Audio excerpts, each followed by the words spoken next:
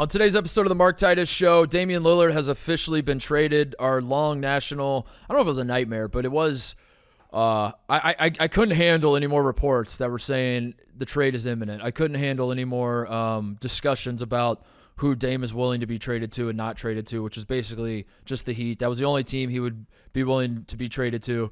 So the trade has been done. Thank God it has, because I remember when we were losing our minds. How long ago was that? It felt like it was like May, April, something like that. Where we were going crazy. The Dame requested a trade. I thought when that happened, it was going to happen like pretty quickly. That was definitely not the case. It didn't seem like Portland was interested in any of the packages. What's Miami's package looking like? It didn't seem like any of the other. It didn't seem like Portland was interested in anything anybody was offering. So you just get a bunch of teases from reporters, a bunch of like, it could happen any day now. And that was how this week started. As it turns out, it finally did happen. He has been traded to the Milwaukee Bucks. I'll talk a little bit about that after I talk to Stanford Steve. We got Stanford Steve on the show today. Steve is the guy now on College Gameday making the picks. He's obviously a legend with SVP. He's been on the show before. He came on the show before the Big East tournament. He kind of helped launch this show. So Steve carries a lot of weight around these parts. We're big Stanford Steve guys. But Stanford Steve came on the show. We talked just college football in general. Just the Pac, a lot of Pac-12 love. He loves Drake May too. He was big on the Tar Heels. I didn't want to call him out in the interview, but I am curious / maybe worried about Steve, and that he might suffer from the same thing I suffer from, which is when you see a team in person win, you like them a lot more. And you walk away from the game thinking like, damn, was that the best team in football? And spoiler alert, he's very high on North Carolina. And I'm not here to say you shouldn't be high on North Carolina. I just I wonder how much of it was that week one he went to Carolina versus South Carolina, saw North Carolina win, and was just like, damn, is this the best team in the country? Which is something I do with college basketball all the time. Anyway, we talked to Stanford Steve, had a great interview with him, and then after that, I'll talk about Damian Lillard and some other stuff. Please enjoy. All right, Stanford Steve is here. You can see him on SportsCenter just about every night with SVP. You can see him Saturday mornings now on College Gameday. You see him everywhere, but we're lucky enough to have him here with us right now. I guess we'll start with game day experience. Steve, how's that going? Well, first of all, good to see you, my man. The word that just keeps coming up, Mark, is whirlwind. You get on a call Monday morning for game day, and then I'm on a plane right after that to go to Monday Night Football with Van Pelt. I'm back, and then getting ready for game day Tuesday, Wednesday, fly out Thursday, and then before I know it, it's Monday again, and I'm on that game day. Like Thursday, Friday, Saturday have just been just crazy. Adapted to it. We got week 5 coming up, but Fridays, we got our meeting in the morning, and then, it's just a lot of prep. You look at, we got college football live, we got daily wager, SportsCenter's been at site. So you're taping that stuff. Like you lose track of time. I don't think I've made it to 8:30 PM Eastern on a Friday night yet. Like I just, cause that wake up call, like Colorado wake up call, 4 a.m. There's no waking, no messing around, especially out there, altitude. Like I'm not messing with that. So it's been so much fun. The energy that show brings. I go back to week 1. We're in Charlotte. I've been able to travel with Game Day with radio back in the day with Rosillo, and we would go over there to get a sense of the energy. Radio was on the air for 7 hours. It's not the Game Day, that people are accustomed to. But, Desmond and I go out usually in the 7 o'clock hour and tape a segment for SportsCenter that runs before game day. And that first North Carolina, South Carolina, like neutral site, wasn't expecting much. And I mean, the music's pumping, the sun's not even up yet. Like it's a lot. Like you're doing TV, but like in that atmosphere is your first get. Yeah. And it's, DJ blasting music, kids with signs. I get, blasted across the internet for the sign that's behind me. That was a great way to start it, because I think I didn't go on social media till the last hour of that show. And of course, Big Cat, took to wherewithal with the internet and send out the tweet from my SportsCenter hit, and I had no idea. So it actually was great that I wasn't able to go on social media, but seeing after the fact, that was a little baptism into, hey, this is what you're up against every week. This is a whole new level. Yeah. I imagine the a part that would suck about that schedule too is you can't complain to anybody around you because like Herbie is. Like, imagine going to Herbie and being like, man, this schedule's killing me. Like, wow. Well, it's like, being on campus, Monday for Monday Night Football, and like you're talking to people, and it's like, yeah, I worked Friday, Saturday, Sunday, I got to work Tuesday, Wednesday. I'm just like, why? It's football season. Why are we complaining about anything? It's the best time of the year as far as consistency of days and having stuff to watch. Like this is, I mean, all those days over the summer where people are checking wild card standings and wondering, whatever, give me a season win total. Like we're in it now. I can go watch tape at games any second I want. That's what I live for. I love it, and I wouldn't trade it for anything else. That's a great point. Not too long ago, college football content was just yelling about grant of rights and don't even like TV contracts and all that kind of shit. Let's talk about the stuff on the field. Thank God we got some actual football. All right, so let's talk about some football. My first big picture question to you is it too early to start fleshing out and thinking about what the playoff might look like? Because I've already fast-forwarded my brain and thought we don't have enough spots, but I also, like, the rational part of me is, like, we've been here before and it has a way of working itself out, but also, like, I don't know, it feels like there's more parity across the sport where the nightmare scenario for college football might be playing itself out this year where there isn't 2 or 3 that are way above the pack and there's more of, like, a 6-7 range, and we got to figure out, like, like I don't know. Am I jumping the gun by trying to like fast forward and think like, all right, is Notre Dame done now because they lost at home to Ohio State and all that sort of thing? No, they're not done. What's crazy, Mark, is I think people are just so unfamiliar with these terms we have right now going into week 5, right? Bama with a loss, Notre Dame with a loss, Georgia hasn't looked good. Holy shit, Texas went to Alabama and won. Like Texas, they already usually have a loss by now. Penn State has looked very good. Ohio State won a big game on the road. Like, and then you have this Pac-12, which is like its own island that's going to disappear, and it's going to disappear in less than a year. So you don't even know. Like, you have to wait till what happens on that island because there might be one team. There might be 2 teams. There might be 4 teams. Yeah. That literally look as good as anybody from that conference. So the way this thing has upended, and you don't have Alabama at the top of the rankings, you got Florida State back in the mix, which is great. Clemson, where'd they go? They already have. When's the last time they had 2 losses in September? So it's really cool to have this many factors involved right now. Will it all play out perfectly? Absolutely not. The biggest problem I have is the Big Ten. Like those Big Ten 3 Big Ten teams in the East. We go back to the Barkley year where they win the Big Ten but don't get in. Ohio State gets in. That was the year they got blown out by Purdue, I think, right? Yeah. So, and then they got blasted by Clemson.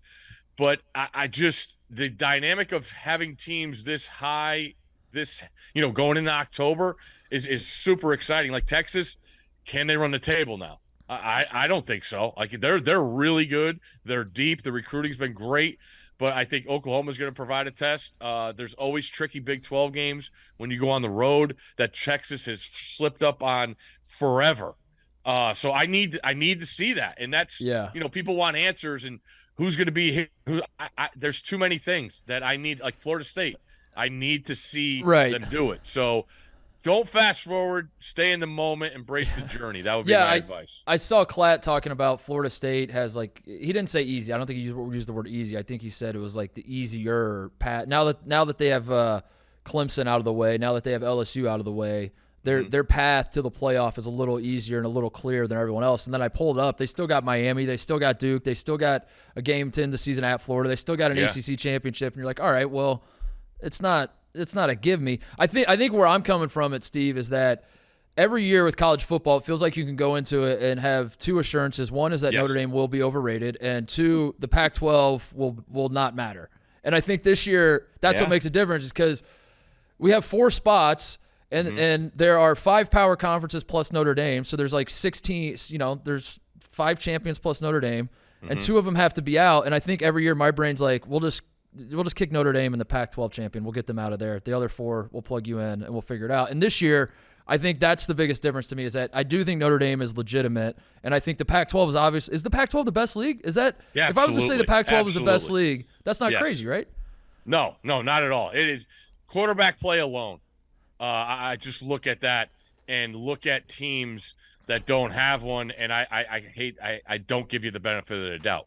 Yeah. And that's a big question I had about Ohio State going into Notre Dame. I didn't know if McCord could do it, but I did go back. You watch the tape. I get it. It's Western Kentucky, but you just saw how different he was, knowing that he's the guy now. He's taking deep shots. I still don't think Marvin Harrison Jr. gets enough targets. Like, they're not playing a safety over the top. I'm throwing him the football.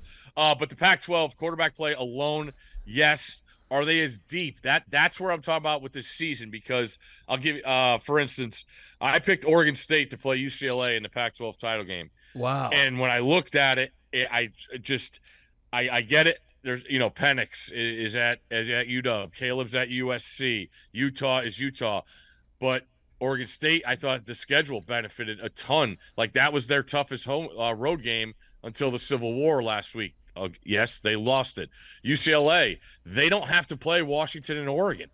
So I get it. They have a loss, but those teams are just as good as those other teams. And the way everybody's going to knock each other off, like, we start getting into it. We got into it last week. This week we got an unbelievable game Friday night in Corvallis. Redone Reser Stadium that I played in when it was 17,000 people, and now it's like 50 or 60. Like, those people will be starving to get after Utah Friday night. So I look at that conference in its totality, and yes, it is the deepest. So what? Who has like a realistic shot of winning it then at this point? Now what are we? This is week 5, right? Like who I don't think Colorado's going to get there. Yeah. I don't think they're going to get there. So take Colorado, take Cal, take Arizona State, take Stanford, throw them out. I honestly believe any of those other teams can win it. I really do, because they all have consistency. I mean, Chip Kelly went to the national championship with a freshman quarterback and should have beat Cam Newton in that game. You're trying to tell me that he can't do it with a more talented team in UCLA? USC and Washington, it feels like they are everybody's pick, but I don't know if they have the depth to withstand it. I mean, SC season starts, I would guess this week, you could say, going as a 21-point favorite to Colorado, and then you got road trips to Notre Dame. You got Oregon. You got to go to Oregon. You get Washington to come to you. I think you get UCLA at home. You get Utah to come to you. Like, that is a gauntlet, and every one of those teams basically has it. So I don't have an answer when people think who's going to be in it. Obviously, Washington looks like the best team in the country. Wouldn't that be the – yeah. But their defense hasn't been tested. Yeah, that's where I am at with it too. Is like all the defense. Like, Utah is the only team I feel like in the upper echelon of the Pac-12 that has a decent defense from what I've seen. But I'm not. Yeah. I mean, can Oregon play as pissed off every week like they did last week? Right. I don't think they can. Right. Like, that's it. Like, they're going this week to play Stanford. There's going to be 10,000 people there.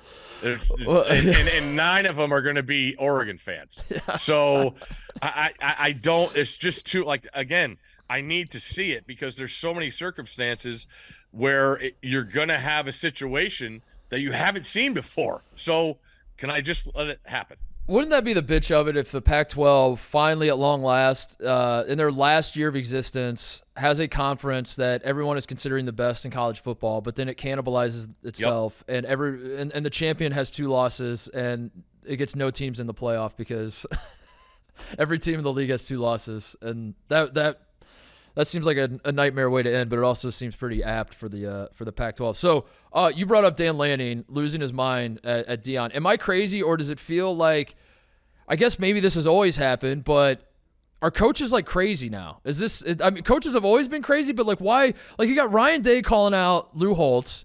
Mm-hmm. You got Jake Dicker calling out Lee Corso. You got Dan Lanning calling out seemingly everybody, but Deion this week. Deion's also calling out I get the college football coach. This is not new that college football coaches are a little crazy, but if they turn the crazy up, I mean, it feels like every single week there's like a new coach that's going to the media going crazy. Well, everything is like there's nothing hidden anymore, right? You know, you've been in a locker room. I've been in a locker room. There are some serious things that have happened in a locker room in our day are never going to get out. First of all, there was no cameras, there was no cell phones, and people were scared, you know, of our authority, administration, coaches. I just think with social media now, you see everything. I mean, those videos of Oregon taking Colorado tape pregame and putting it in their video, like what are we doing? Like it's nonstop. There's no lines, there's no boundaries. And, you know, if people are about it, great. If it's great for the sport, it's bringing viewers, I get it. But every coach I played for always tried to find a way to motivate his players, right? And I think there's different circumstances here. Coach Dicker, I don't think he was really listening to the point. Ryan Day, you could tell that the last two losses of Michigan have been eating. Ryan Day was like a case of it. Like I think he was talking to his fans. Yeah, this has been pent up for a while. Yes. Lou Holtz said it. They win a game on a play that was toughness. It came down to Notre Dame had 10 men, but also it's a 1 yard line for the game. They punch it in, and I think it was just like a volcano exploding that's just been pent up for years. Yeah. But I look at Notre Dame on the other side. Like, I'm down on the sidelines for that game, Mark, and I'm like, the energy that is so – like, Marcus Freeman was as cool, calm, and collected all week on campus. I got there Thursday. He did every show. He was awesome, playing to the crowd, you know, talking about how good this is for recruiting, shaking hands, kissing babies.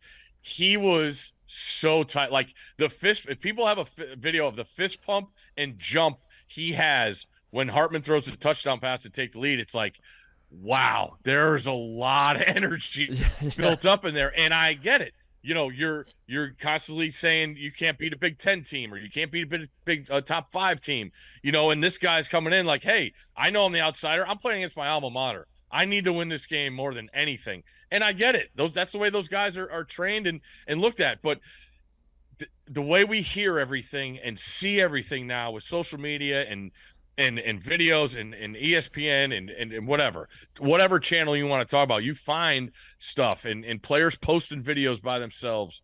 Yeah. It's everywhere. So the days of, hey, you know, like a pitcher, hey, I'm trying to think of an example. Guy that would pitch and they'd be like, hey, so-and-so, Mark Titus is pitching today. Don't talk to him. You don't talk to him on the day. You don't talk to him on the day he's starting. You know, like, I just those days are gone because everybody sees everything, so and hears everything, and that's a lot of the problem. Is, hey, did you hear what so and so said? Did you, or did you just listen to what the person told you about said? You know, so it's just, you know, the biggest game of telephone you could play, but it's. Because everything is on video now, and whether or not the coaches are requesting the cameras to come in the locker room, there is a little bit of crazy. And like I said, if you need a win, you're going to any length to get your team motivated. And I think in those instances, you saw that, whether it was calling out people or you know, having a camera give a fired up speech. I think that's exactly it. I think if when you and I were playing college sports, I imagine there were many times our coaches were saying shit that they just like kind of pulled out of thin air, and a lot of but I'm going back to like we had the old overhead projector, you know, like the old overhead projector with the clear slides, and like whatever motivational quotes, and then you're right, with permanent marker on one of those old clear sheets of an overhead that wasn't going away. Like, that stuff is stuck in your brain. I'm thinking like if every pregame speech that Thad Matta ever gave was put on the internet, people would be laughing at how crazy he was too. Yeah. Of like just he's like these motherfuckers picked you third in the league this year, and like everyone would be laughing. Exactly. Like third's not that bad. Third third's pretty good. That's a lot of respect. Yeah, you're probably right. It's just there's cameras everywhere, so we're seeing every single instance of this. Everything. So the Deion stuff, Deion is obviously, like the talk of college football, and as much as people say they're over it, they're not. And that's what I always find fascinating is everyone's like, quit shoving Deion down our throat, and then every week Colorado plays, and the ratings come out, and Colorado's, whatever game Colorado's playing in, is the highest rated game of the week. Do you think now that they got their ass kicked, is the general public, do you anticipate, does ESPN, does anyone else, do we anticipate moving forward that we can all right, now we can kind of back off a little bit with like the Deion talk, or do you think that Deion is a force in this sport and is going to be the rest of the season, next season, moving forward, all that? Well, here's the thing I was thinking about is it's been a crazy 4 weeks, right? And in college football, after 4 games, if you play in that 5th, you can't redshirt or anything. Oh. So this is the week where guys you're going to see aren't on the team anymore, or guys didn't play in a game and they're still hanging around, and whether it's practice player, volunteering to be a scout, that is where this whole storm, cyclone, whatever you want to call it, of portal, NIL, and this swoon that's headed towards Boulder, you're really going to start finding stuff out because kids aren't afraid anymore. And that's where we haven't gotten there yet in the sport. With something that is as big as this entity, with him, and knowing the rise that they have made in 4 weeks, now I really find it interesting because there are plenty of players they're going to be tapped out and say, you know what, I could save a year of eligibility, and I watched Colorado, and maybe I could go play there. Yeah. So that's a dynamic we have not seen. So I just keep your eye, if you're wondering, hey, so-and-so wasn't on the injury report and didn't play this week, just keep that in the back of your mind. So you're saying if there's someone watching, listening that's thinking, thank God we're done with Deion, you're saying not so fast? Is that basically the message I don't you're see saying? that. I mean, just because it's Shedeur Sanders. I get it. I think Robert Griffin III won a Heisman, and they got beat like 45-10 in a game. And Tebow won a Heisman and had 3 losses. Like, this kid is that good. He's going to continue to put up numbers. Like, there's no doubt about it. And as we know, he's going to have plenty of cameras and TV exposure with him doing that. So it could be one of these, like you talked about the Pac-12. The Pac-12 could all knock themselves out. The Big Ten, I think, quarterback play is still spotty. So when you're stacking a quarterback up there, if he has all the numbers, people are still going to talk about him. And I've said it forever. It's the worst voted on award in sports, the Heisman Trophy.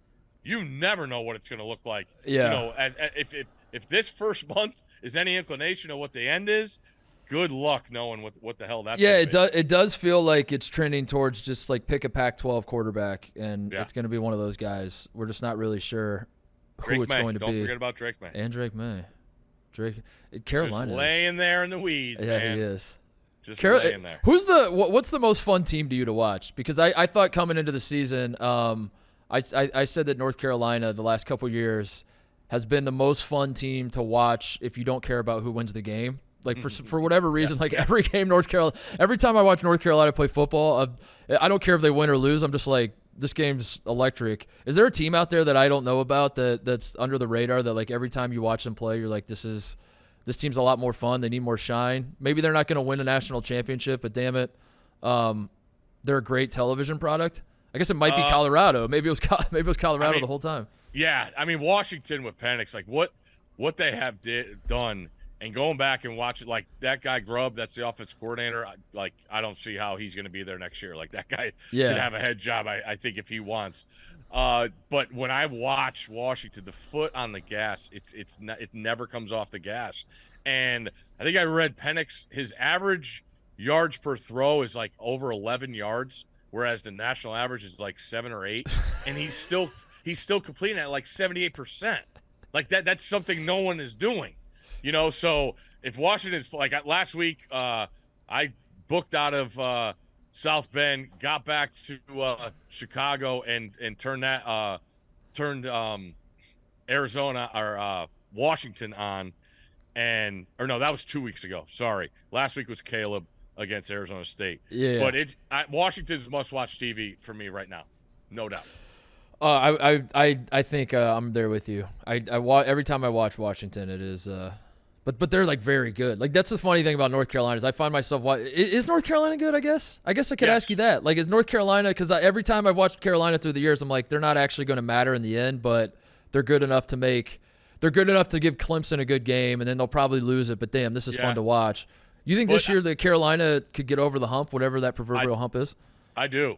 I really do. And they've kind of stumbled into this thing, Mark, where I think a lot of teams thought they might is just stacking 4- and 5-star guys. And then what happens? Those recruiting rankings end up not panning out to what the player is. But in North Carolina's instance, a lot of their guys weren't studs at the beginning. And I'm talking about the defensive side. Like you go back and look, like all those guys are highly regarded recruits out of high school. And now you've got a guy in Chiswick who's totally changed his way of thinking. He wanted to be, when he came back, he said, I want to be, about the fundamentals. I want to be sound defensively. And that, it don't work. You can't worry to have every single play covered. You have to go get after people. You have to get your guys on the other side of the line of scrimmage. You have to create defensive or negative plays for the offense. And that's what's happened is you've got kids that were supposed to play as freshmen that really weren't that good, didn't transfer, but they got themselves better. They've done a really good job of developing guys. I mean, when you come out, I was at the week 1 game against South Carolina. They come out, I'm like, who's that? And who's that? And then sure enough, they're blowing up runs. I mean, Rattler's running for his life. There might be more about South Carolina's offensive line than anything, but I feel like they got the goods. In May, I'll tell you, man, he is I will not be shocked if he goes 1. I will not be shocked because I think with Caleb, you got everything you want, everything. But there's a lot of stuff there. Whereas Drake Maye is just laying in the weeds. I don't care how many games I don't care how many touchdown passes I throw. I just want to win games. I believe he said that after 2-0. I went back and looked. Last year, he was 9 touchdowns, 0 picks, and this year he was like 2-2. So I think he's really grasped the concept of being the ultimate controller of the offense. Whereas, hey, I don't need to wing it every single play. We could run the ball on these guys. I could convert the chains here and keep the defense off the field here. So I also think there is a big me against the world in that locker room regarding the suspension by the NCAA. Oh, yeah. They have a serious bond going on, and I saw that week 1 with Quez. I really think they have something cooking there in Chapel Hill. I put them like in the Texas category though, because I need to see them. Like I think they got like a sneaky game. No, they just went to Pitt. They got another one coming up where it's like, oh God, there's gonna be nobody there. It's an early kick. Like don't sleepwalk through that because then you're gonna be right back to where you were in the years previous. But I trust in Drake Maye. I think the world of that kid and he could do anything. Yeah, they got Syracuse at home, Miami at home, Virginia. They got a few. They got Campbell leading up to the Duke game. The Duke Carolina football game. Come on now. I mean, is this better than is Duke Carolina? I mean, the Dukies are going to be good at basketball this year, though. You're down there. When are you going to Durham? You're going. I'm hoping to catch practice Friday. Coach K guest picker. We're not releasing that yet. We're not at liberty to announce that yet. Honestly, I have no idea. I don't. Dude, I never wait mind. Till Friday. I wait till Friday. I wasn't involved in getting the rock on set. I'm sorry. That wasn't my doing. I will not take credit for that. You're not the Rico Bosco of Game Day, where Dan and Dave turn to you and say, "What guest can you get us on the set?" And you're like, "Let me just text the Rock real quick." That is not me. Not me.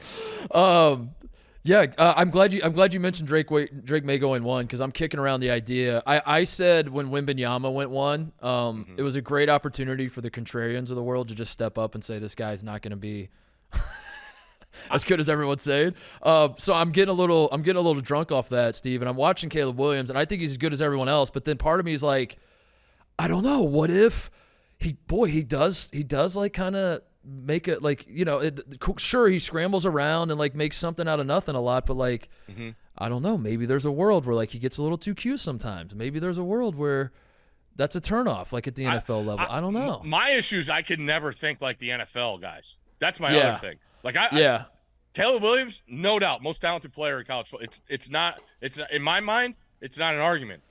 But these NFL guys, like, they talk themselves into these things, and like you just look at what Drake is compared, he's more of a traditional drop back. He's got bigger size, that whole thing. But when you talk about arm strength and elusiveness and smarts, Caleb's the best. It's not close. I can't ever understand the NFL draft. That's another thing why I say it. So I'm just saying, hey, why not? Also, I've seen it happen before. Drake May doesn't paint his fingernails, which I'm sure a lot of old school football guys are. I knew you were going to bring that up. Like I like Caleb Williams, but he paints his fingernails. Can't draft him. Love can't Caleb be the leader of my franchise with painted fingernails. One of the other stories that people jumped on early in this college football season was the death of Bama and Clemson. I think in the weeks since we all buried them, like certainly Bama, I think is sort of not dead yet. Clemson, I saw Dabo comes out and is like, we're 3 plays away from being undefeated. Or he did that. He said whatever. He did that math, which, he might be right, but, I'm sure a lot of teams could say that. I'll put it this way, over under, because this is what people mean. When you say that Bama and Clemson are dead or bad or however you want to phrase it, what they really mean is, are we done with the reign of terror of both of these programs? So, like, my question, I'll put it this way, Steve. Over under 1/2 combined national championships that Dabo and Nick Saban will win at their current schools moving forward. Do you think like that era is over? Do you think either one of these guys will win another national championship? Because they'll still be good. Correct. They'll still be in the mix. They'll still be whatever. But like, do you think it is fair to say that maybe perhaps both of those programs have stepped down a level that they'll never be, the juggernauts that we became accustomed to seeing them be? Can I say they didn't step down, but everybody's caught up? Is that possible? Because that's the way I see it. Like I go, before Alabama plays Texas, I'm watching, and I get it, Texas playing Rice, but I'm like, holy hell, Texas has like 8 guys. They rotate on the defensive line. And then when you think about it and you talk to people around Texas, it's like, oh yeah, all the Texas coaches coached in the SEC for Nick. They know what you need to win, especially a road game in Tuscaloosa.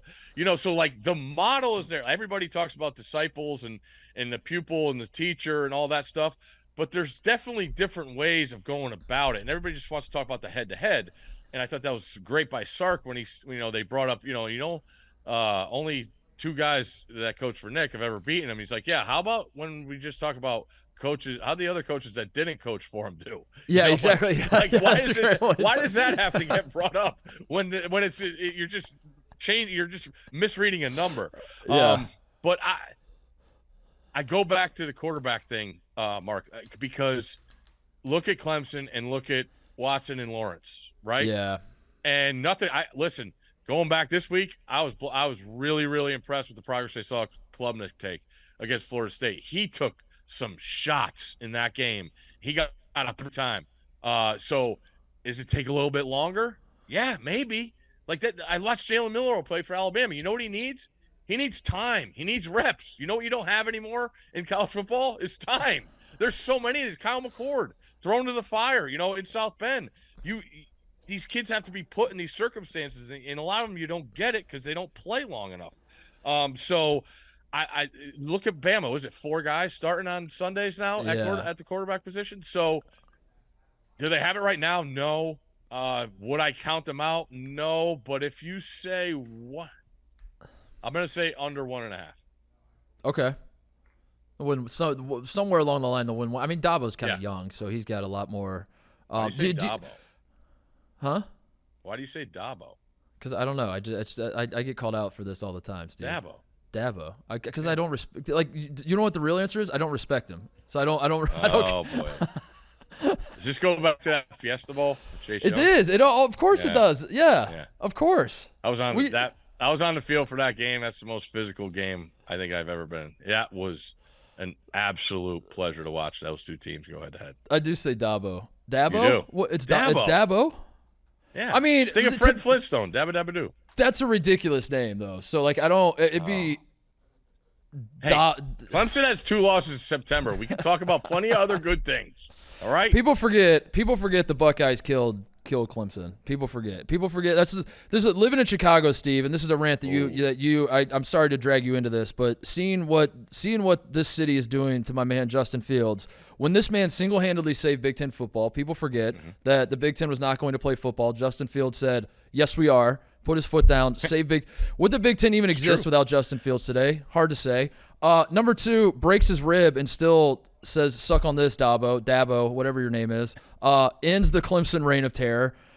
You would think that a city like Chicago that has so many Big Ten alums, is so college football conscious, would understand all of these things and have more respect for my man Justin Fields. Not the case. They're burning his jersey here, and I'm disgusted by it. So I don't know. I'm sorry. I'm not into the burning of jerseys thing. That's brutal. What is the you've seen a lot of college football in your day, and you've been around a lot of places. Like where's your spot? Where's like the spot you're crossing your fingers game day goes this year, because you're like, man, I every time I go there, it's a good time. Well, I don't think we could do it this year because it's a night game in Baton Rouge. Yeah, like Saturday night in Baton Rouge. That's always the answer, isn't it? That's always the answer. Is. It's a 1 seed. Like, I'll tell you a sneaky good one that we could get. Oh no, it's probably going to be a big noon game. Is if Wisconsin could figure this out and Ohio State, undefeated Ohio State goes there. I was there for J.J. Watt against Terrell Pryor. Didn't go well for the Buckeyes, but that were you number 1 that year? Yeah, we were ranked number 1. Then I remember that game. That was an all-timer that weekend in Madison. But I'm actually fired up. Hopefully, if both teams take care of it. I've never been to the Red River in Dallas, and both of them are undefeated. Like, that would be cool. I just think those uniforms, that scene, would be incredible. Usually good weather you still get down there. If you haven't been to Seattle for UW, you got to go. It's the whole sailgating experience. Yeah. It's not as rowdy, but I'll tell you what, Oregon and Washington fans, I still say when they get a couple libations in them, they're as mean as anyone I've ever met in my life. They'll say anything. So you have that going for you in the table. But Tennessee's phenomenal. It's hard. I'm not. It's LSU. I mean, it's a nice game. It is. That's always the answer. Have you been to did you stay for the game Saturday night? What in South Bend? Yeah. I went to the game. So at the end of the third quarter they do the light show. Yeah. Like that was a JV team light show as opposed to 2 weeks prior in Alabama. Because there's another thing I'll say is it was awesome. The game day show was incredible. I'm not taking anything away from you. But when you go to Tuscaloosa, when you go to Tennessee, when you go to Columbus, when you go to Happy Valley, when you go to LSU, those second tiers really do make a difference in noise. So as loud as it was and as great as the atmosphere was, it's not that. It's just not it, man.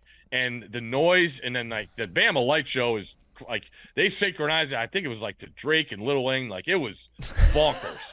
But the problem is when the lights go back on, it's like it's 12 noon. Like your eyes are like, what the hell is going on here? I had the same thought. I'm anti-light show. I'm anti. Yeah. I went on a rant about the other thing that I didn't realize, and it wasn't a Notre Dame problem. I'm sure every college football stadium does it, but the first time I noticed it was being an Ohio State fan in Notre Dame Stadium for a big game, piping in the crowd or the noise on the speakers. Also, I felt like was bullshit, Steve. I feel like someone needs to step in and say, let's just focus on the football. We're turning these college football games into NBA games a little too much for my liking. With DJs playing music, when the ball's about to be snapped and shit like that. The light shows were crazy. I really like. That's how I know I'm getting old. Instead of being like, damn, cool light show, I'm like, this doesn't seem fair to both teams. And they're trying to huddle on the sidelines, and you turn off the lights, and I don't know. But well, I was at Jets Bills Monday night after the punt return.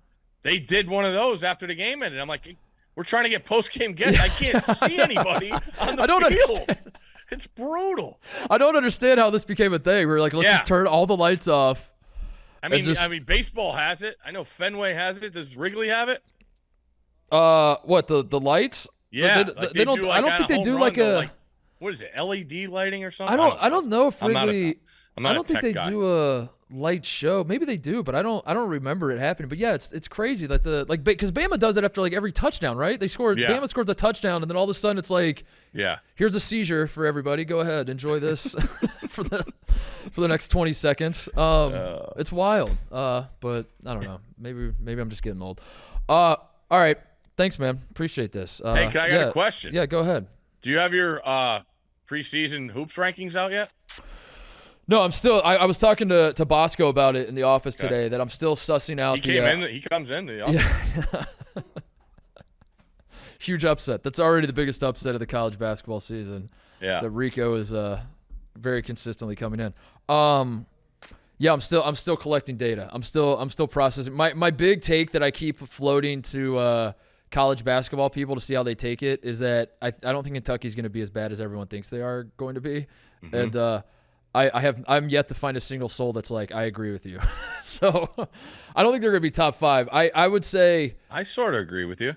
I think Kentucky is in a great spot because like the stock has never been lower for Cal. I Correct. think they're going to have a bunch of talent, and it's just a matter of like whether those guards will share the ball. I don't know. I think Kentucky will be better than their preseason ranking will probably be.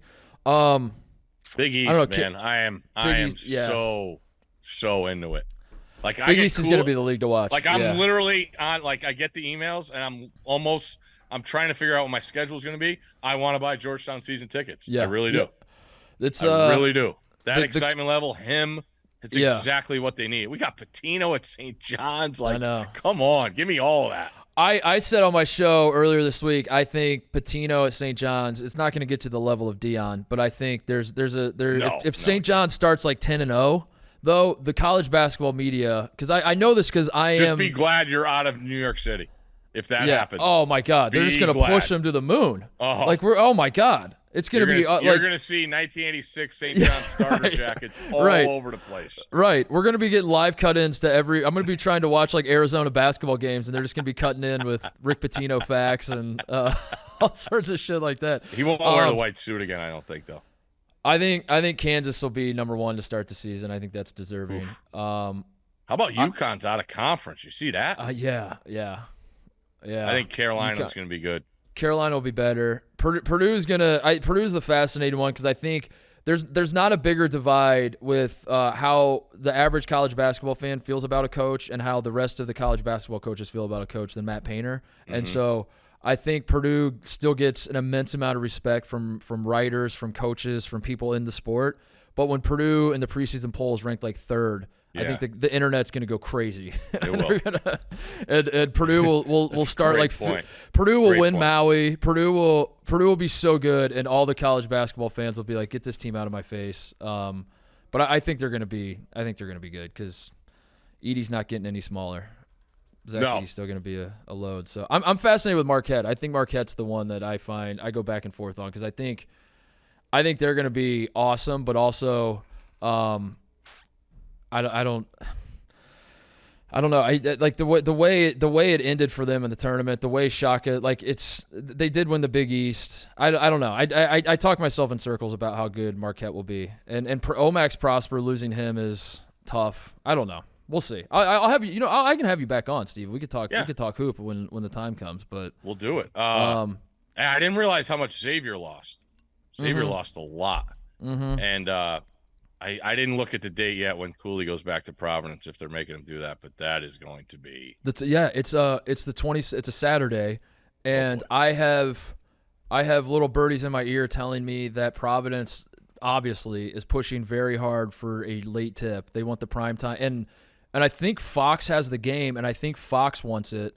I think Fox is like, yes, prime time, 7:30 tip. Let these guys out drink. of football season. Yeah, it's gonna be January 27th. Oh wow! But it's the Saturday it's the bye week of the Super Bowl. Yeah. I think it's the bye week. Yeah. So I think the stars have aligned where they're like, let's get prime time, let's get the Providence fans as drunk as possible. But there's the Big East. I think the Big East might be stepping in. For with that I know. I think the Big East might step in and.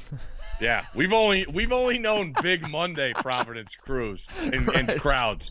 This is right. Saturday is a whole different deal. I got to be in the building for that. Yeah, it's January 27th. TJ, my producer, you met TJ, you know TJ. Yeah. He's a Rutgers guy because the next night is Purdue will play at Rutgers, and Purdue always loses at Rutgers. So I think we're gonna do Providence. Have a great drive down 95. Have fun with that. Stop in New Haven, get some pizza, and you'll have a great drive. Stanford Steve, appreciate you making time, man. Best of luck with the travel schedule and the whirlwind and all that. I know it sucks, but it's like something you can't complain about. So best of luck with that as well, because it's like it is hard to wake up, and I go through with the NCAA tournament where I wake up and I'm like, I'm so fucking tired, and like this is a lot of work, but also there's not a soul on earth that wants to hear me complain about how I had to wake up and watch basketball all day. So anyway, appreciate it, man. Absolutely. If you're looking for somebody to complain, it ain't me. You'll never ever get that out of me. So I appreciate you having me on, man. Good luck with everything. All right, see you, Steve. All right, thank you to Steve making time for us. Busy man, just always on the go. It is, I said it at the end. It is something that literally nobody wants to hear, but at the same time, every so often, this is a job, and I know what he's saying. He didn't complain. I complained on his behalf, but it is a crazy travel schedule. I don't know how Herbie does it. Herbie's got like the wild, and they show like I know he's taking private jets and all that shit, but like, oh my God, my head would be spinning. I do this show and mostly sports with Brandon. I don't even travel anywhere. I just come into the same office every day, but I'm doing like multiple shows, and my head is spinning and my workload. I don't know how Herbie does it. He calls the NFL Thursday night game and showing up on game day, and then like they'll do game day at different sites from where the game that night is, and like he'll do like game day in like Tallahassee and then have to fly to Salt Lake City to call the Utah game or something. I don't know how Herbie does it, but anyway, thanks to Steve. He's the best, and we'll have to have him back on for college basketball talk when the time comes. In the meantime, Damian Lillard traded to the Bucks. Jimmy Butler, I think, had the best reaction to it by immediately. By the way, to timestamp this, we're recording this like immediately after the trade happened. So I don't know what the takes are. I don't know what everyone else is saying. I don't know. You're gonna get the raw. This is not me reading everyone else's takes and then. It's 2:50 p.m. Central Time. Yeah, I'm not like mashing all those takes into one. And this is the raw unedited take coming from me. But the one thing I did see was the Jimmy Butler thing on Instagram where he makes a selfie video and he says, "You need to look into the Bucks tampering." You didn't hear this from me though.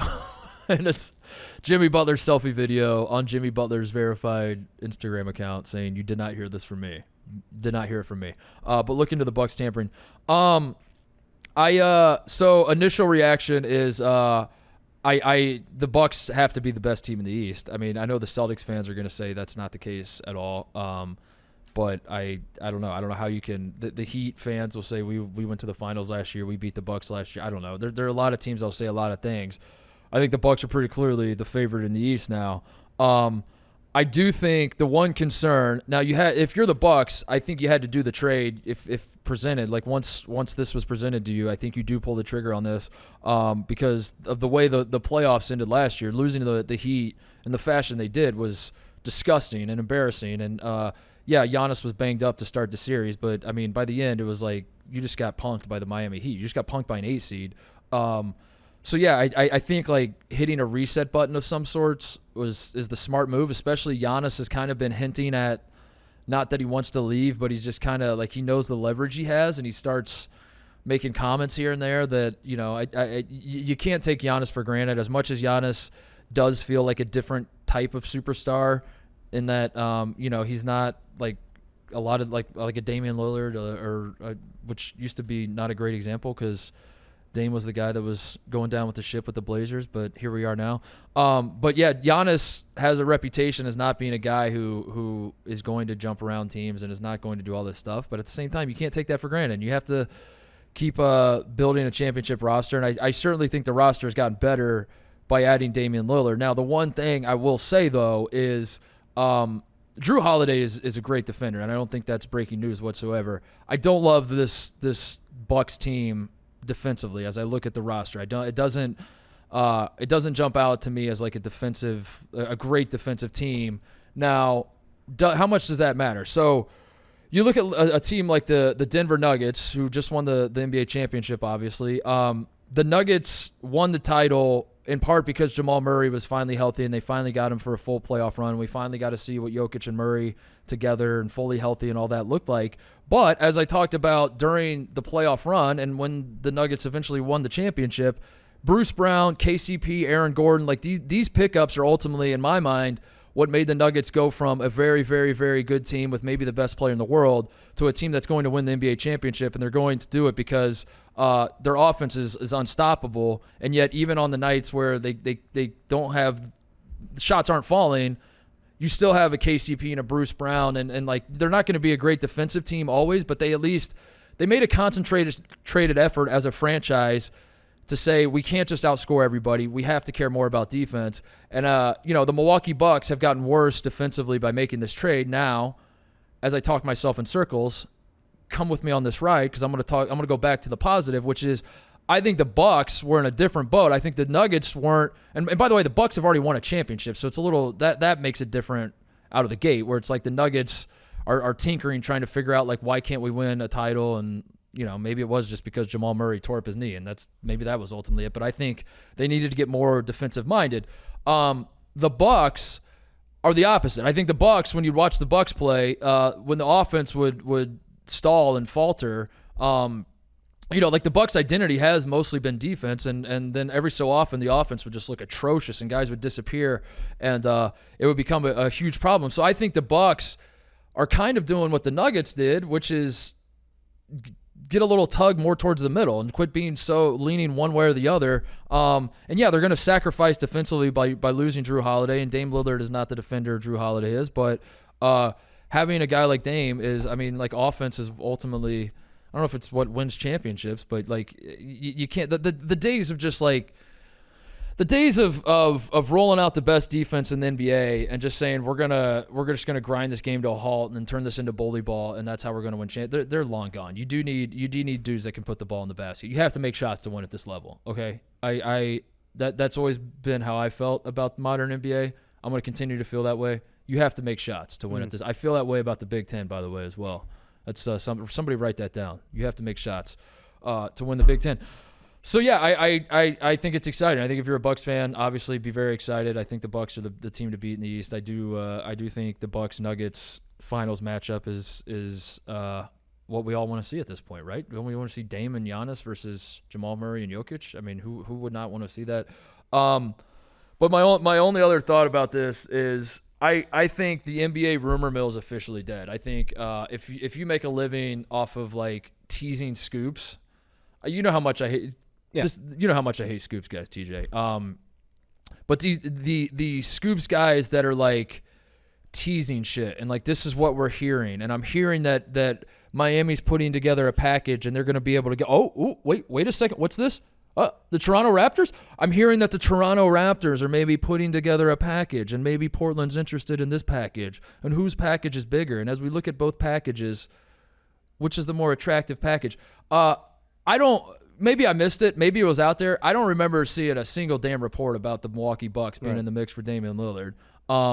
So how this came to fruition with none of these dudes that are supposed to be well connected and reporting on this shit, another point for me as a Scoops hater. Another point for me as a guy that's like, yeah, good job all you Scoops guys to just give us all sorts of bullshit that we don't actually want. But when it comes time to like, actually report stuff, I guess maybe it's not, because Woj did report it, didn't he?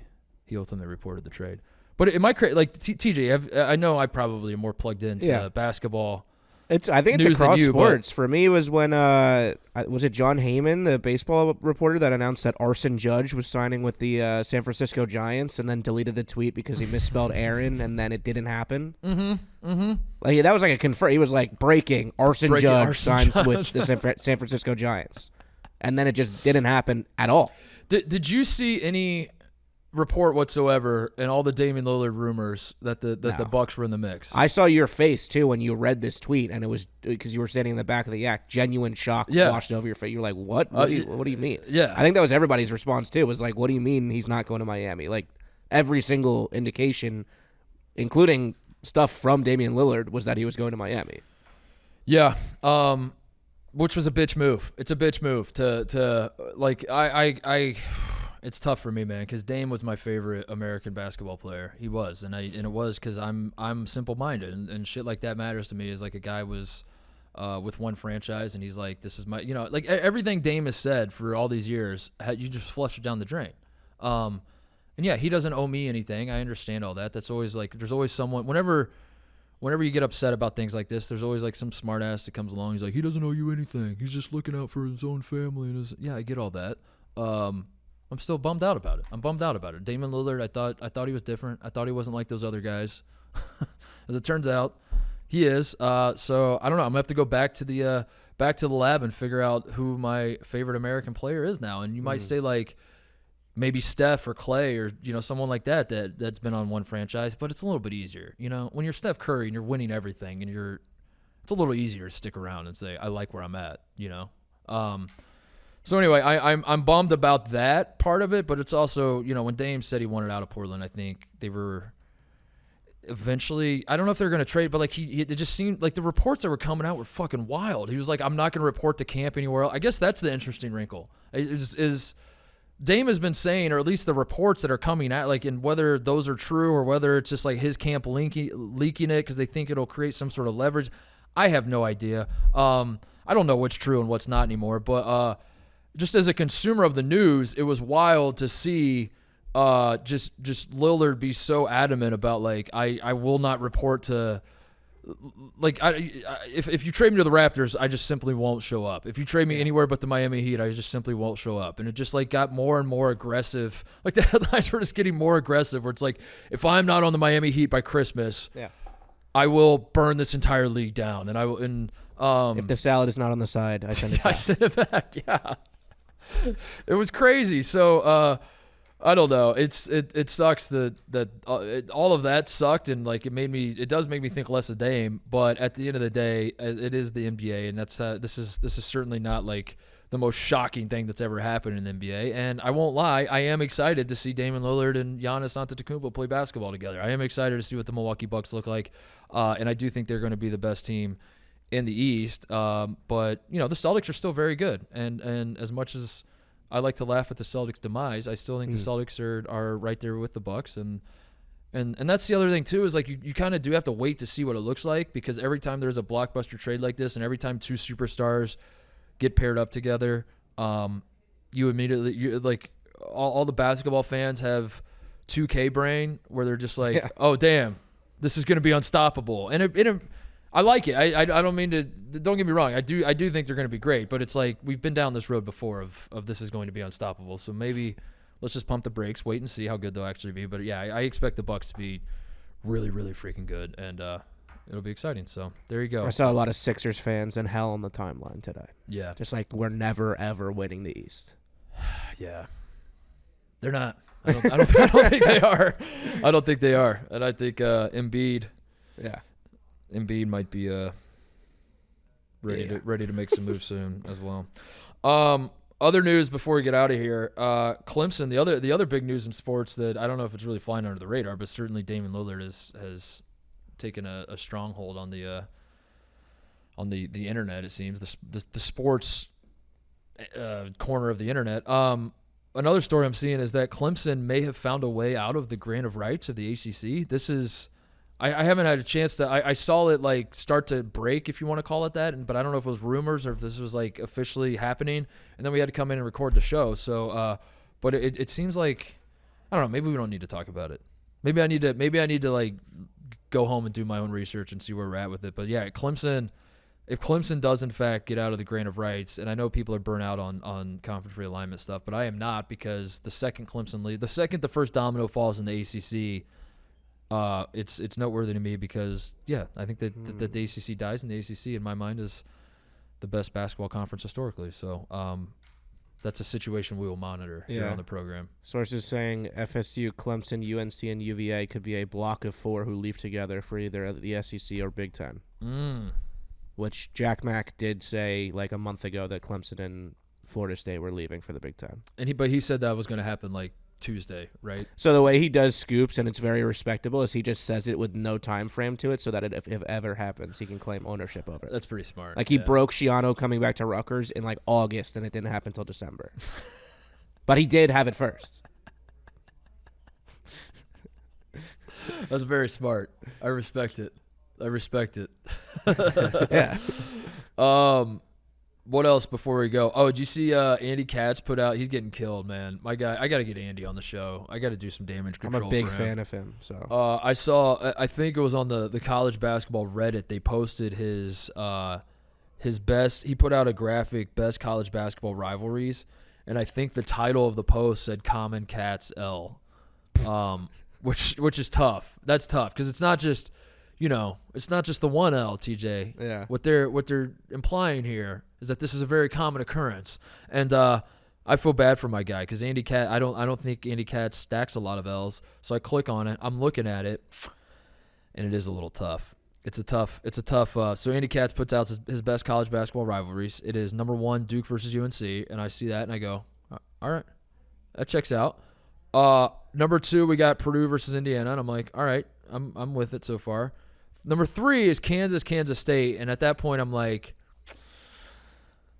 maybe it belongs on the top 10. 3 feels pretty aggressive, but we'll see where he's taking this. Maybe he's got a broader vision of what's going on here than I do, and like let's just wait and see. Kentucky, Tennessee is 4. Gonzaga, St. Mary's is 5, and at that point I'm like, all right, Andy, what not a bad rivalry. I'm not saying it's a bad rivalry. Top 5, we're getting a little crazy here. And then he does UConn Marquette at 6, and that's when I just like hit the eject button on this, and I was like, I can't help you, Andy. I can't fight this battle. I didn't even know UConn and Marquette had a rivalry. Yeah. I had no idea that UConn and Marquette felt some type of way about each other. I feel like UConn definitely has bigger rivals than Marquette. I think if you're doing UConn Marquette, you might as well do UConn and literally every team in the Big East. Villanova? Yeah. UConn UConn Butler, UConn DePaul, UConn DePaul. People don't talk about you. They don't talk about that enough, but boy, you got to see it with your own 2 eyes. But then, just making the matters where he puts out the top 10, not on the list, Kentucky Louisville, which to be completely honest, I have a long track record as being a Kentucky Louisville hater of that rivalry because it's very one-sided. Kentucky wins all the time. Yep. It's a very overrated rivalry. Both great programs. The rivalry itself, very overrated. But the one omission that got me hot and bothered was Cincinnati-Xavier. Cincinnati-Xavier, I think, is unquestionably a top 5 rivalry in college basketball. And if you do not agree with that, I'm not saying you're wrong. If you do not agree with that, I'm very confident you have never actually been to a Cincinnati-Xavier game. And if you actually go to the game and you still don't agree with that, then I will respect your opinion. And I'll say, we just have different opinions on this. But until you actually go and experience a Cincinnati-Xavier rivalry game, that is without question the most hostile. I went to one game. It was Xavier at Cincy. This was probably over 10 years ago now. Without question, the most hostile environment I've ever seen, ever in college basketball, ever. I've never seen anything like it. It was the shit that Donnie and I were watching in Serbia and Greece. It felt like that. It felt like the closest thing that college basketball has to people just like setting off flares and having to have cops like stand in between opposing fan sections is Cincinnati Xavier that I've experienced. I don't know. Maybe there are other intense ones out there, but anyway, I don't know. We got to get Andy on the show pretty soon because I'm worried about him. I'm worried about why. I need to understand what was no Michigan State either. Yeah. There's some pretty obvious ones that he had Dayton VCU on the list. Right, the classic rivalry. If you're gonna have that, I'm surprised you didn't have the Garden State Hardware Classic, Rutgers Seton Hall, which is a slugfest every year. 42-44 final score last year. Saturday night on Fox Sports this year, by the way. Oh, all right. December. My top 5 would probably be. I didn't prepare this list. I should have. I guess if I'm gonna, that's the other part. If you're gonna be in the business of calling out other people's lists, you should probably come with your own list. Yeah. I didn't do that, so go list for list, bro. Very fraudulent of me here. I mean Duke UNC is the one. Duke UNC is number 1.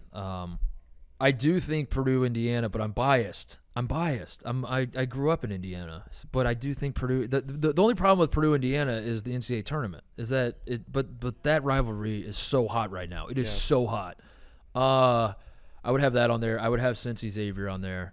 I think UCLA Arizona is up there, but I don't know if the problem with West Coast rivalries is I don't know if the fan bases care enough, and I know they want to beat each other, but like it is a different animal. Like going to like put some truth serum in Mick Croner and ask him when you were at Cincy playing against Xavier versus when you're at UCLA playing against Arizona, like what's more intense? He would just laugh you out of the room, I'm sure.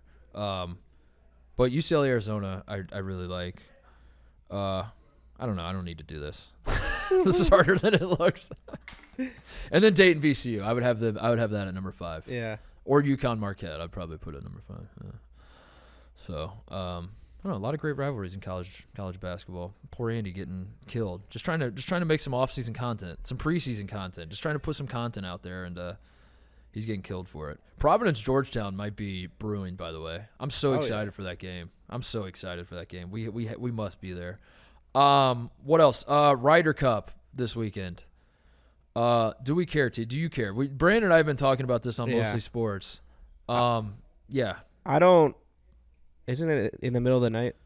Yeah, that's the tough part. Is that even if I wanted to care, I think it's they're like teeing off at 3:30 a.m. some days. I'm good. Which makes it. This is like not a great time to try and captivate American sports audiences, like especially if it's like going to be a weekend thing when you have college football and NFL. Yeah. They should probably, I know that they don't care about that if it's a European audience, but maybe should have planned to do this like No, they should care about that. Europe should care. Yeah, the NFL is Europe now. We got games in London, and they're playing them in Germany now, right? And the Germany game is also being broadcast from Andy's bedroom from Toy Story. Did you see that? That's right. They're doing a fully animated live recreation of the Jaguars game. Oh my God! At 9:30 a.m. I think the NFL has fully conquered every single male between the ages of 18 and 34. They're like, we got to go for the and child. Literally every single male watches the NFL. Yeah. They're like, we got to go after the children, we got to go after the Europeans, and we got to go after the Swifties. Yeah. Like, we got to go hard on these demographics because we can't grow anymore with the men. And they're doing a pretty good job in those demos, I think, now, too. Yeah. Oh, my God. Taylor Swift and all of her fans are learning what, like, unnecessary roughness means and what, like, a personal foul and a field goal is. Which is awesome. I saw what the funniest Taylor Swift Kelsey tweet I saw was it was a Bears fan that was I'm gonna butcher it. God, I wish I had it. I should have prepared better. But it was basically a Bears fan trying to get Swifties to cancel the entire franchise so they could reach. It was like, hey Swifties, now that you're into football, you should take a look at some of the stuff that's going on at Matt Eberflus and Ryan Poles and like all these people at the that made me laugh that the Swifties are the only hope the Bears have of saving the franchise. I'm not anti-golf at all. I freaking love golf. I watch golf a lot in the summer. I'm definitely not anti-America versus other countries or continents or anything else. I get very excited about that stuff, but for whatever reason, I can't get there with the Ryder Cup. I don't know. It's a me problem. What is this is another thing that Brandon won't entertain, so I'm gonna toss it to you. Every time I try to on Mostly Sports, he just has no interest. What are the USA events that get you going the most? Like, if I told you that there's a sporting event where people are wearing USA across the chest, what sporting event is number 1, 2, 3, whatever for you that you're like, I definitely have to watch this and cheer? I'm a big proponent of watching the Olympics, winter or summer, no matter what the sport is. If we're like up for medal contention, trying to figure out like if I like the sport or not. Like the one I'll point out is when the U.S. men's curling foursome won the gold medal. That was awesome. Pyeongchang, was that? Yeah. No. Was that Sochi? Sochi? Which one? Well, the Olympics before they choked. I was in high school. I mean, I was in college, so I think it was 2016. If I remember right, the Olympics before they choked badly, and John Schuster had a stinker performance, and they were really, really bad. And then he had a redemption arc at the next Olympics, and they won gold. And it was one of the great. And I stayed up stories. until 4:30 in the morning watching that because I wanted to be like. Say I was there to watch it, and I learned how to score curling. And I was in a group chat with a bunch of people that were staying up late, and I was texting them like, "This is what the scoring is. This is what we're rooting for." I get fired up for that sort of stuff. Like I'm curling very rules. into Olympic gold medal contention, especially in team sports. So for you, it's more of like a weight. It's a one-off. Like I need the context. Is Michael Phelps going for the record? And is there a sprinter that can knock off Usain Bolt? That's what it takes. Is the United States hockey team? The United States hockey team is playing Canada for the gold medal. Okay, well now is that what you're saying? It's like it's less of like a. I'm very into the U.S. women's gymnastics team every year, and it's more of like a. I need to going into Olympics. I need to know the stories to watch in this moment. In this moment. What are we up for? Yeah, I got you. That I'll watch. That makes sense. I'm the same way. Yeah, the track and swimming are that way. Yeah. There's always something. There's always a story. It's always like some Australian or some who's the French dude that was talking all that shit? Alain Bernard, was that his name? Sounds like a French dude. Oh my God. When we smoked him in the relay, when Phelps got his gold medal record. Yes, there's always something like that in swimming. I feel like the Jamaicans versus the 4x1 relay, Jamaica versus United States, that always plays. My power rankings are probably men's World Cup, number 1 for sure.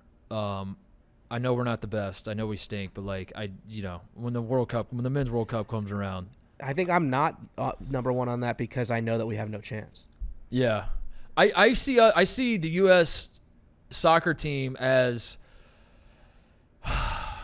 We're kind of like Rutgers basketball, dude. We're kind of the Rutgers basketball of the world. Of the world. Damn. Like we're good enough to beat. We are good enough to upset Purdue. We're good enough to. We have there is a path where we could, like every individual matchup. Are we better than Brazil? No, of course not. But on this night, could we be? Do you believe? I believe. Do I believe that on this night there is a path where we could be better than Brazil? We don't even have to be better than them. We just need to win. Is there a path to win? What if we just won? Has anyone thought of this? Why don't we just simply win? I think it's men's World Cup. And I think that's what. Yeah. Maybe that'll change your mind. Now you'll view the men's soccer team as Rutgers basketball. I think that's where we're at. I think our standing. The United States standing in the men's world in the U.S. or the world soccer standings is kind of like Rutgers in the NCAA. Like good enough. I don't hate this narrative. Good enough to beat everybody, but also like at some point we're gonna shoot ourselves in the dick and for sure, for sure, it'd be very frustrating. I would put. I don't know if we need to do this anymore. I maybe want to punt on this idea, but I was just like trying to think it through. World Cup, men's World Cup's probably number 1. I think women's gymnastics is number 2 for me. Because we crush that, so like that's like let's go. Like, and it's always the women's gymnastics is always against like China and Russia, and so there's that element too where it's like traditional powers. Yeah. It's just very there's more at stake than just the floor routine. I'm seeing, this is geopolitics. Yeah, Duke UNC, and this is a big deal. I would put men's basketball. In the Olympics, probably 3rd. I would put, I won't lie, probably Women's World Cup. I do care about the Women's World Cup. I wish I didn't, but unfortunately I do. I don't know. I'm a big fan of, too, if we're like up for like a wrestling medal or something. Yeah. Where it's like a one-on-one combat environment. Like That's a good boxing, one. it's been a long time, but like when Gable Steveson was going up for the wrestling gold medal and like the heavyweight wrestling gold medal, it was like, this is our thing. Like we deserve to win this sort of thing. I will. I will watch any American that's going for a gold medal. I will watch it. Yeah. And I will lose my mind if we win it. Yeah, of course. Snowboard half pipe. Yeah. Yes. Chloe Kim. Duh. Duh. Of course I'm in. Any shout-outs? I just wanted to shout out the New Heights podcast with Travis Kelce and Jason Kelce. Yeah. They had obviously a lot of eyes on their premiere today. I think they peaked at like 90K live YouTube viewers on their podcast, which is good because they made sure to spend some time to talk about Jason Kelce's best hurdler that he's ever seen in football history, which of course was Rutgers running back Brian Leonard, who played at Rutgers in the mid-2000s. Oh, so Rutgers got some shine. 70,000 people watched Jason Kelce talk about Rutgers while they waited for the Taylor Swift comments. So there are a lot of Swifties that are going to flock to Rutgers football. Yeah, that now they know two football players, Travis Kelce and Brian Leonard. There we go. That's big for the brand. That's big time. So shout out to those guys. That's big time. Using their platform for exactly what they needed to today. At some point, it has to die down. I don't expect it to die down anytime soon, but I think if the Chiefs are playing in the Super Bowl and we're still talking about this bullshit. Well, I think the narrative of today's pod was basically like they don't want to do public stuff anymore. Like they had their fun in the public eye, and now they're gonna. Yeah. Which I mean, okay. Well, I mean, you already did it. Like, dude, the video of Kelce looking up at the scoreboard and everyone like saying all the Swifties being like, I can't believe that he loves her that much. Look at how he's looking at her. I can't do this, TJ. I just can't. I can't. And then it was proven that he wasn't looking at her. He was looking at a highlight of himself or something. Like she was never on the scoreboard, and he was behind them. I can't do it. What else? Shout out to can I shout out Spider or no? Should we not do that? Sure.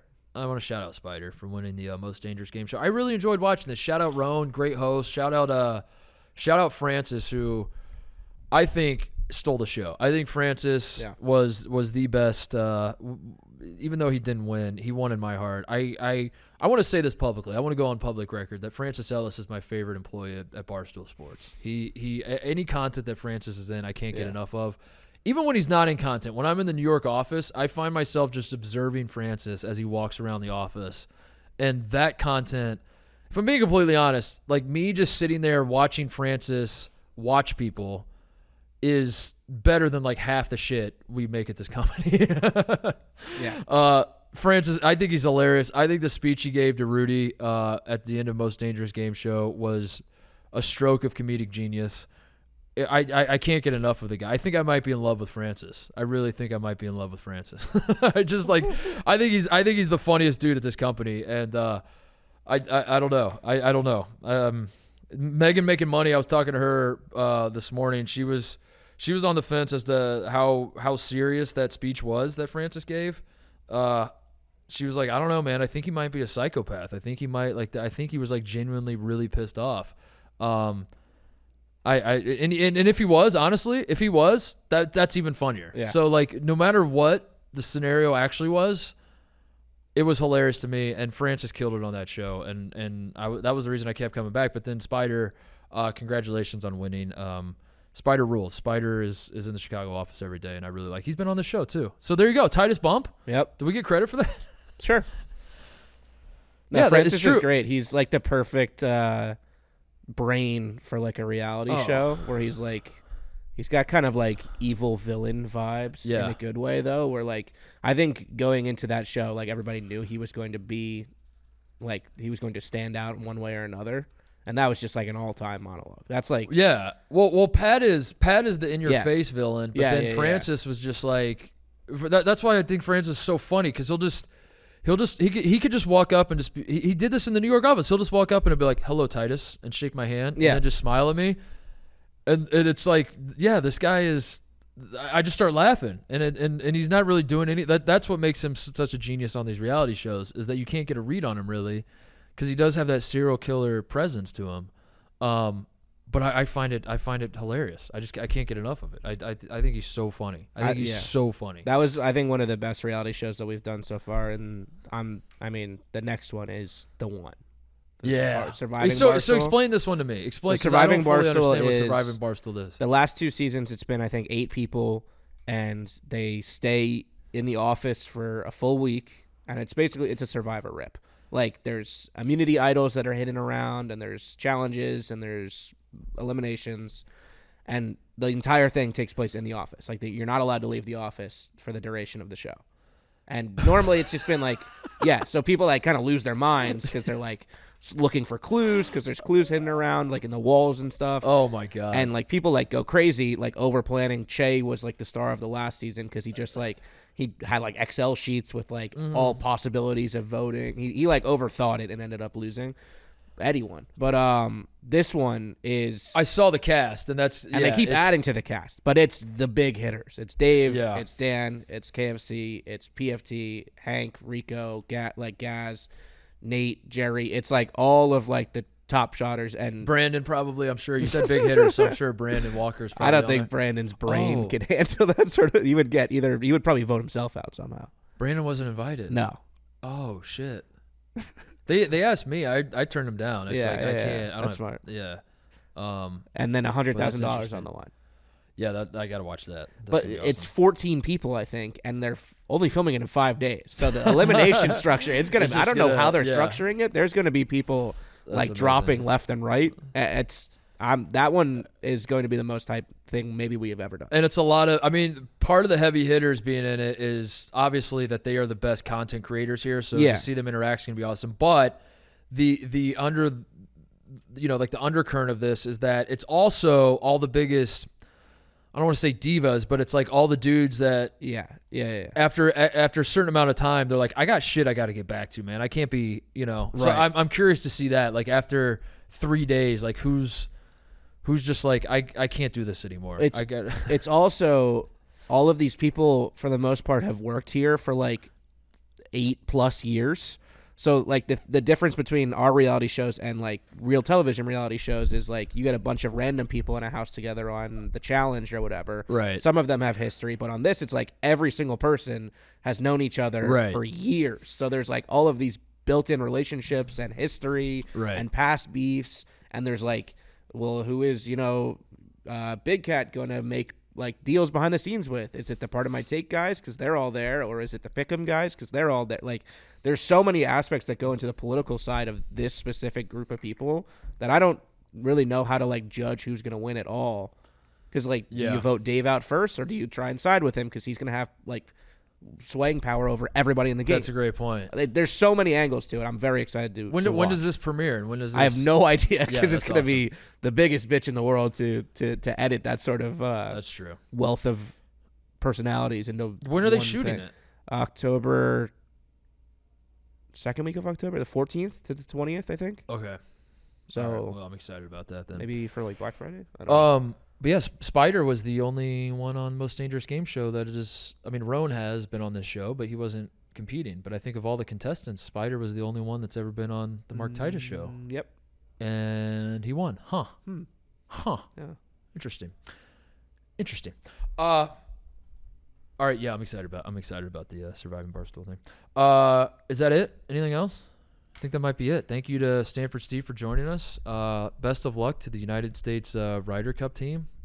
I'm going to treat the Ryder Cup like everyone else treated the FIBA World Cup, which is I'm not going to pay attention. Then if I find out we lose, I'm going to tweet slurs at all of our players and tell them, I'm going to lose my mind and just be like, we are a joke of a nation. And I watched none of this, but I have takes, and I'm embarrassed to be American. And we got to start sending our best guys over there. We're supposed to win, I think. From what I can tell, we are the favorites to win. So I expect us to win. We'll probably win. Enjoy the weekend. Enjoy college football, all that good stuff. We will be back on Tuesday with a new show. Thank you again to Stanford Steve. See you guys.